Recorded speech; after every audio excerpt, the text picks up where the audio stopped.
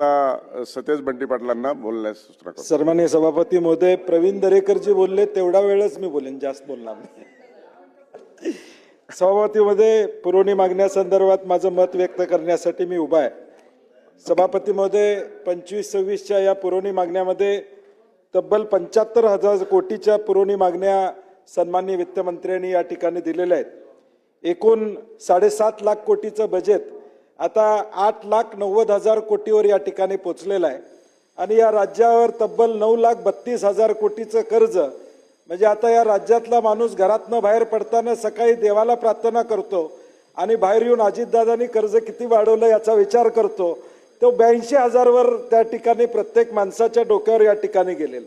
आता शासनाची भूमिका मगाशी प्रवीणजींनी मांडली, कर्ज काढणं चुकीचं नाही, परंतु आता 18% आमची मर्यादा पोचलेली आहे. जी 25% आम्हाला त्या ठिकाणी परवानगी आहे ती ऑलरेडी 18% सभापती महोदय त्या ठिकाणी पोचलेले. हे आकडे बघितल्यानंतर सभापती महोदय एक निश्चितपणे लक्षात येते की नियोजन आपलं कुठंतरी चुकलेलं आहे. अर्थसंकल्प करत असताना या सगळ्या गोष्टीचा विचार करणं अभिप्रेत होतं. किती टक्के आपण पुरवण्या करायच्या? 10%च्या वर पुरवण्या मागण्याची आवश्यकता नाही. पुरवण्या मागण्या आपण कशासाठी करतो? आकस्मित आलेल्या खर्चासाठी करतो. परंतु यात पुरवण्या मागण्याचं बजेट बघितल्यानंतर ज्या 11 विभागांनी सर्जिकल स्ट्राईक या पुरवण्या मागण्यावर केलेला आहे त्या 11 विभागांना जवळजवळ 85% बजेट हे फक्त या 11 विभागांना देण्यात आलेलं आहे. आणि या 11 विभागांचा विचार केला तर मग चाललेल्या स्कीम्सला मार्चच्या बजेटमध्ये याला तरतूद का करण्यात आली नव्हती असा प्रश्न या ठिकाणी पडतो. जवळजवळ 87% म्हणजे या 75,000 मधले 87% 65,000 कोटी रुपये हे फक्त 11 विभागांना देण्याचं काम त्या ठिकाणी करण्यात आलेलं आहे. म्हणजे हे सगळे आकडेवारी बघितल्यानंतर सभापती महोदय, मूळ अर्थसंकल्प हा नुसता दस्तवेज होता का अशी वास्तवता या ठिकाणी निर्माण होते आणि प्लॅनिंग मध्ये आम्ही कुठंतरी चुकतोय. नियोजन का इलेक्शन आफ्टर थॉट अशी परिस्थिती आहे. कारण की निवडणुकीच्या आधी दिलेले शब्द हे मार्चच्या बजेटमध्ये येणं अभिप्रेत होतं, परंतु ते आलेले नाहीत. त्या लाडक्या बहिणीचा विषय आमच्या सगळ्यांनीच त्या ठिकाणी काढला. त्या संदर्भातली बजेटची तरतूद करणं गरजेचं होतं. मार्चमध्ये पुरवण्या मागण्यात ती करण्याची वेळ काय येते हा प्रश्न या ठिकाणी महत्वाचा आहे. सभापती महोदय, आज महाराष्ट्राची पत ही नंबर 1 म्हणून पूर्वी या ठिकाणी होती, परंतु GDPतला वाटा हा 15.4 होता, तो 13%वर या ठिकाणी पोहोचले. पंतप्रधानांच्या सप्टेंबर 2024च्या economic advisory council to the prime minister मध्ये महाराष्ट्राची आर्थिक कामगिरी दशकभरात अधोगतीला गेलेली आहे. गुंतवणूक, रोजगार आणि निर्यात या तिन्ही आघाडीवर महाराष्ट्र मागे पडला आहे. इतिहासात प्रथमच महाराष्ट्र टॉप वरून स्लो लीग मध्ये आलेला आहे. हे आकडेवारीवरून या ठिकाणी दिसून येत. आज शासन 1 ट्रिलियन इकॉनॉमीची चर्चा या ठिकाणी करते, परंतु 1 ट्रिलियन इकॉनॉमी गाठायची असेल तो विकासाचा दर आज 7 आणि 9%वर आहे, तो 14%वर कसं घेऊन जाणार हे अजून त्या ठिकाणी सांगत नाही. दादा, मला या ठिकाणी दुसरा एक मुद्दा मागायचा आहे की आज US रेसिप्रोकल टॅक्स या ठिकाणी लागू केला. ऑगस्ट पासून हा टॅक्स या देशामध्ये लागू झालेला आहे. त्याचा विचार कुठं आपण करणार आहोत का नाही माझ्या पुढे प्रश्न आहे. कारण की या US एक्सपोर्टमध्ये सभापती मध्ये 15% वाटा महाराष्ट्राचा आहे.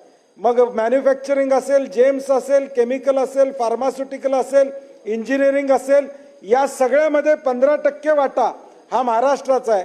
उद्या त्याचा परिणाम आमच्या CGST आणि IGST वर या ठिकाणी होणार आहे.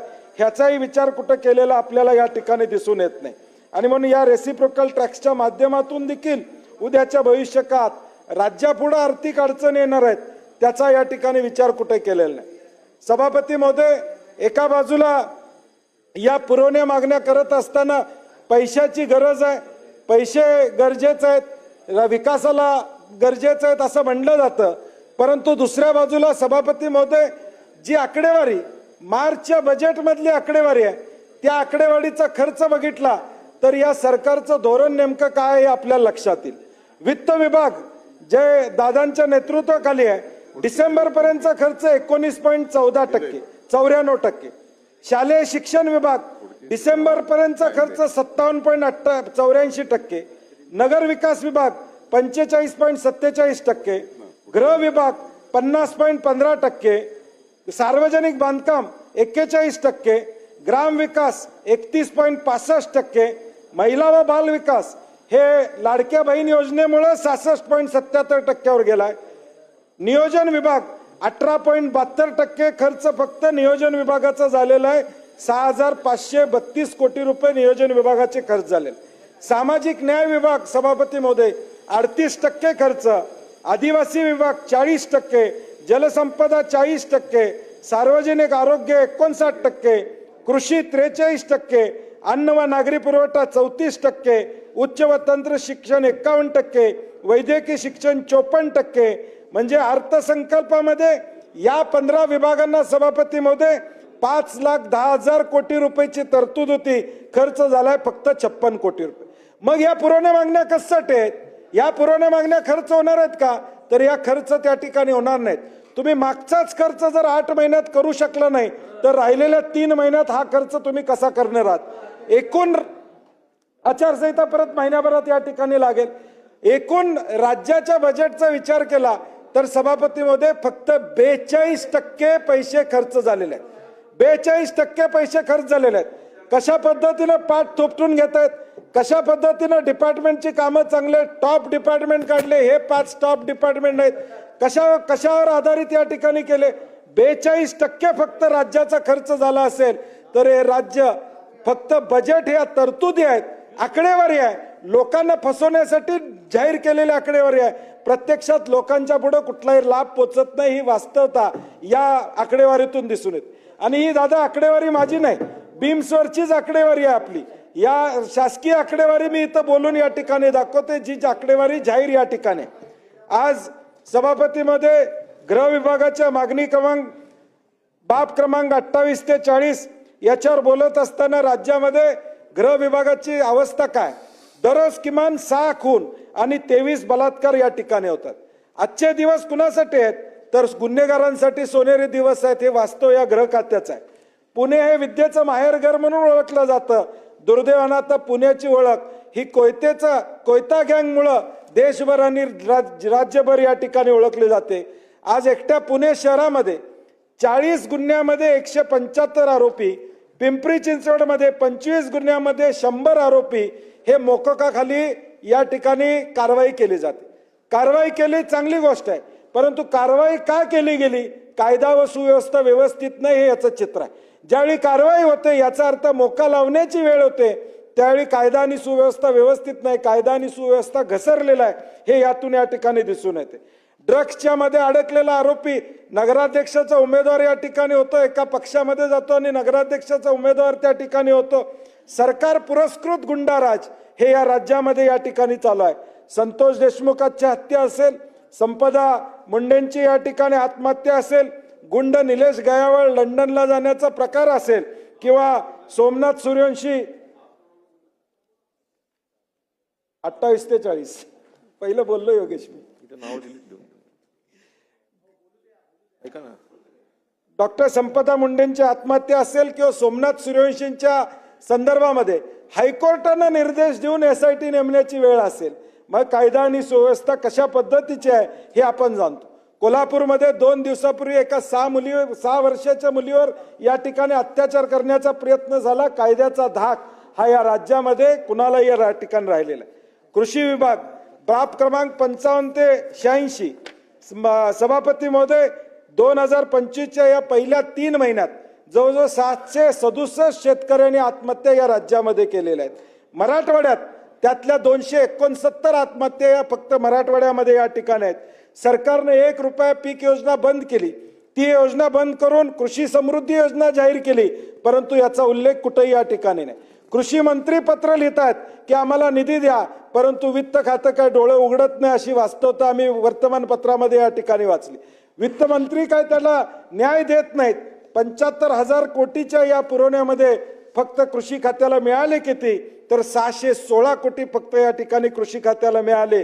महसूल खात्याला 15,000 आणि नगर विकासला 9,000 कोटी. मला वाटतं आता निवडणुका असल्यामुळे 9,000 कोटी सचिन भाऊ आता येतील. महापालिका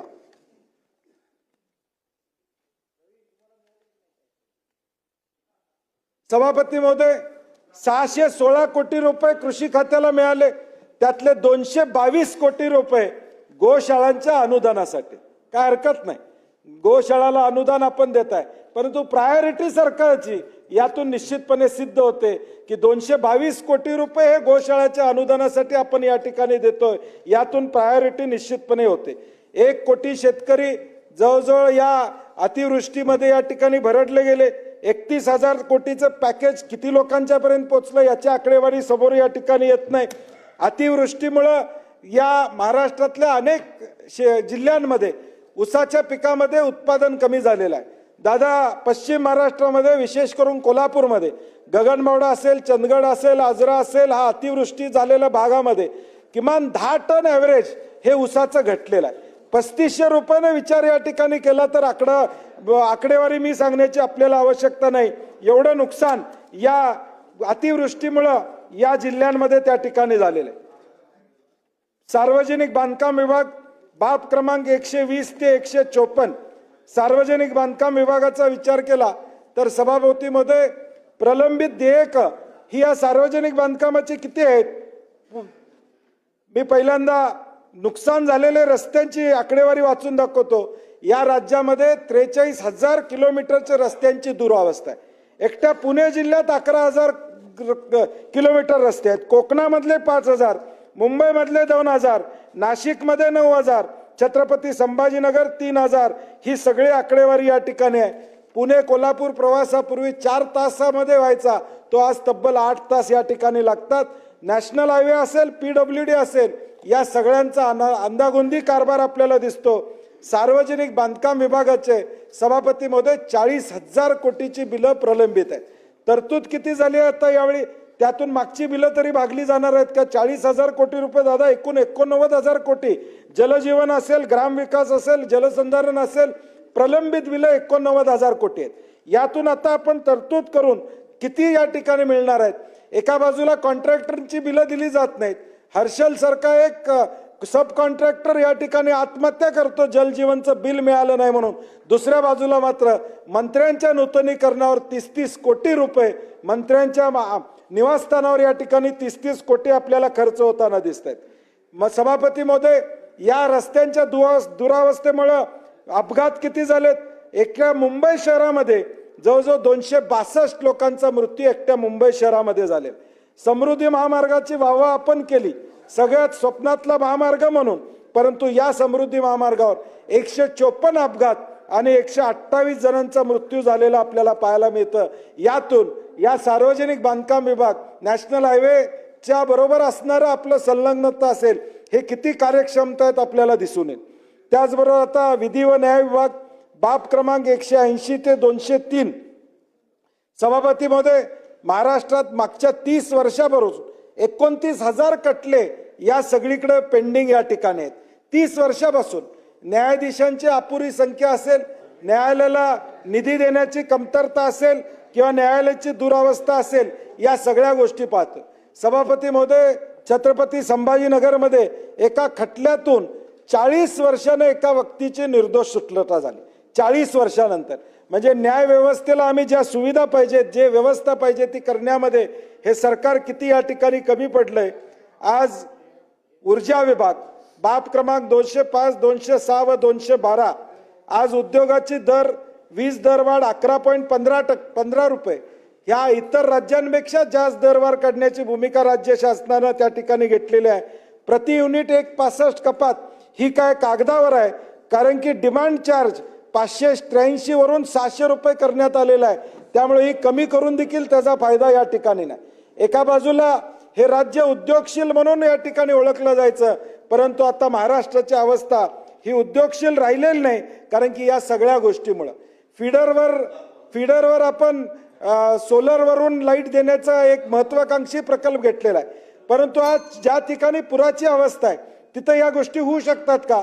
परंतु आज एजीवरचं कनेक्शनच मिळत नाही, त्याचा अर्जच या ठिकाणी शेतकऱ्यांना करता येत नाही, अशी अवस्था राज्यातली या ठिकाणी. दादा, 7.5 HP आपण बिल माफ केलं. पाणी पुरवठा ज्या संस्था आहेत, सहकारी पाणी पुरवठा, ह्या एकत्रित म्हणून करतात, त्या विशेष करून पश्चिम महाराष्ट्रामध्ये त्याची जाणीव आपल्याला.